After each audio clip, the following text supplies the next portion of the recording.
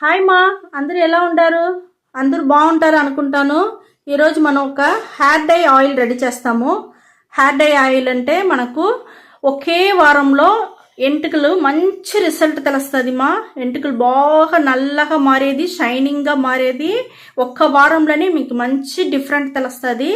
Hair dye oil మనం ఎట్ట ready చేసేది నేను చూపిస్తాను మీకు. హెయిర్ డై ఆయిల్ రెడీ చేసేదానికి స్టవ్ ముట్టించుకుంటామ్మా.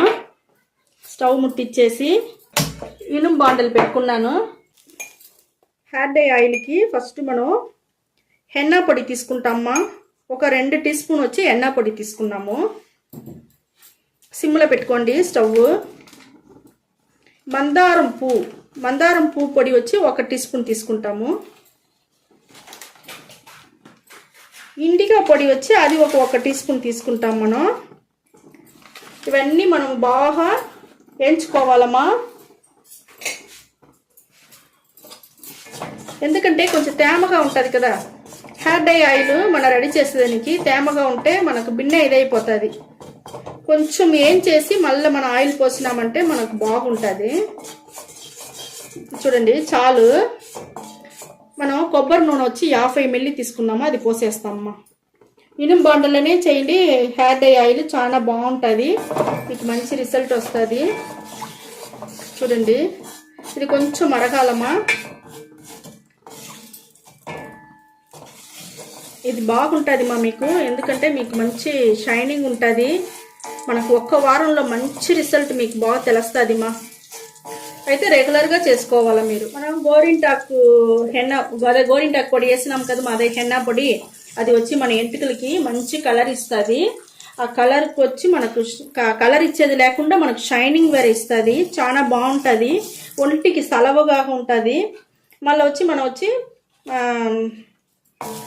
మందారం పువ్వు పొడి తీసినాం కదా మా. అది వచ్చి మన ఎంటుకలకి సాఫ్ట్గా ఉండేదానికి, షైనింగ్గా ఉండేదానికి, ఎంటుకలు బాగా గ్రోత్ పెరిగేదానికి అన్నిటికీ యూస్ అవుతుంది మా.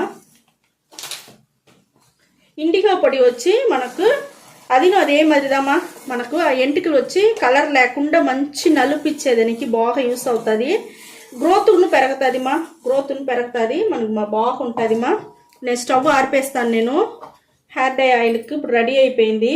ఇప్పుడు నేను వచ్చి నల్ల జీలకర్ర పొడి వచ్చి ఒక టీ స్పూన్ తీసుకున్నాను. కరివేపాకు పొడి 1 టీ స్పూన్. కరివేపాకు మన ఎంటుకలకి చాలా మంచిది మా. అది వచ్చి నేను ఏం చేస్తున్నాను, బాగా ఇనుము బాండల్లో వేయించి పొడి చేసి పెట్టుకున్నాను. నల్ల జీలకర్ర కూడా అదే మెరదా బాగా ఇనుము బాండల్లో వేసి బాగా పొడి చేసి పెట్టుకున్నాను. అలాగా నేను కడానే వేసినాను నేను.